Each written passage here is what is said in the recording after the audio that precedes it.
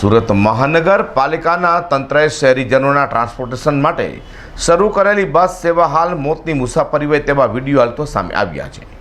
બસમાં જીવના જોખમે લોકો મુસાફરી કરતા હોવાનો વિડીયો સામે આવતા અનેક ચર્ચાઓએ જોર પકડ્યું છે। સુરત મહાનગરપાલિકાના તંત્રએ સુરતીઓના ટ્રાન્સપોર્ટેશનની સુવિધા માટે બીઆરટીએસ અને સિટી બસ સેવાની શરૂઆત કરી છે।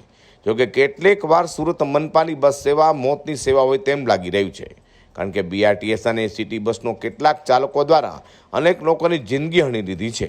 ત્યારે હવે તો જાણે બસમાં જીવના જોખમે લોકો મુસાફરી કરતા હોય તેવો વિડીયો સામે આવ્યો છે।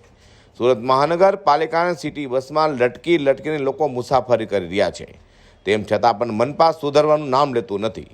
બસની કેપેસિટી કરતાં પણ 4 ગણા લોકો બસમાં મુસાફરી કરી રહ્યા છે। ઉધના, પાંડેસરા, ડિંડોલી જેવા વિસ્તારમાં નોકરી વર્ગવાળા વધુ પ્રમાણમાં મુસાફરો કરી રહ્યા છે।